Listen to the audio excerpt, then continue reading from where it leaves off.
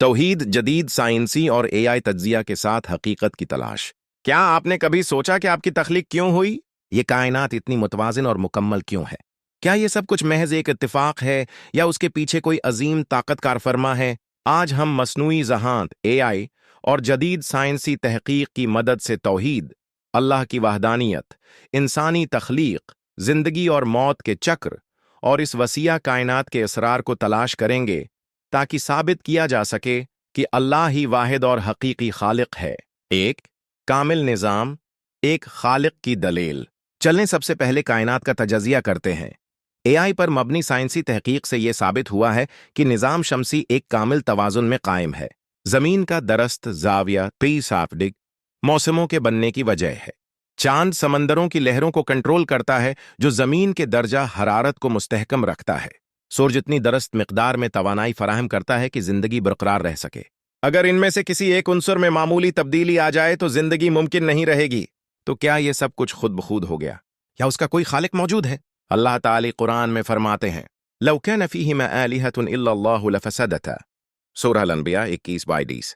اگر آسمان اور زمین میں اللہ کے سوا کوئی اور معبود ہوتے تو ان دونوں کا نظام درہم برہم ہو جاتا۔ جدید اے آئی ماڈلز نے بھی ثابت کیا ہے کہ کائنات کا اتفاقیہ وجود میں آنا تقریباً ناممکن ہے۔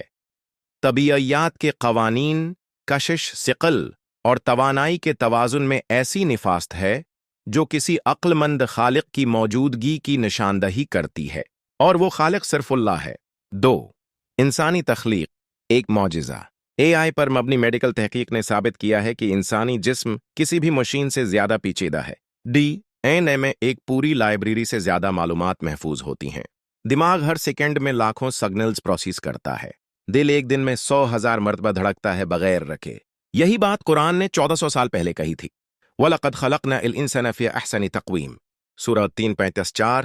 بے شک ہم نے انسان کو بہترین ساخت میں پیدا کیا۔ کیا یہ حیران کن نہیں کہ جدید سائنس آج وہی کچھ ثابت کر رہی ہے جو قرآن پہلے ہی بیان کر چکا ہے؟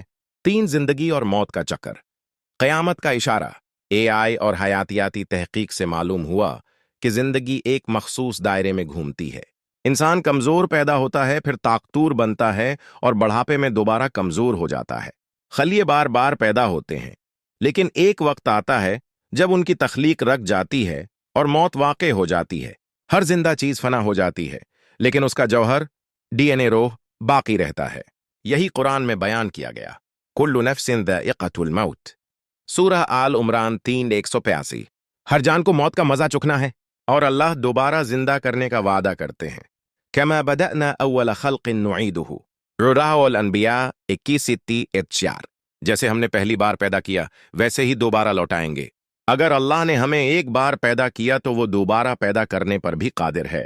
4 شرک، ایک خطرناک دھوکہ۔ اے آئی پر مبنی تاریخی تجزیے سے معلوم ہوتا ہے کہ لوگوں نے سورج، چاند، آگ، مجسمے اور حتی کے انسانوں کی بھی پوجا کی، لیکن ہر جھوٹا معبود فنا ہو گیا۔ صرف اللہ کی عبادت کا عقیدہ آج تک قائم ہے۔ آج بھی اے آئی ثابت کرتا ہے کہ شرک کیسے پیدا ہوتا ہے۔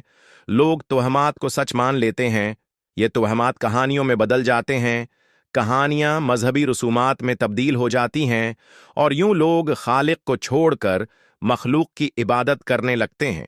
لیکن قرآن میں واضح وارننگ ہے، اِنَّ لَلَّهَ لَا يَغْفِرُ أَن يُشْرَكَ بِهِ، سورہ النساء 4:48۔ بے شک اللہ شرک کو معاف نہیں کرے گا۔ اے آئی ثابت کرتا ہے کہ ہر شرکیہ عقیدہ تضادات سے بھرا ہوا ہے، جبکہ توحید مکمل، سادہ اور سچائی پر۔ 5 نتیجہ، فیصلہ آپ کے ہاتھ میں ہے۔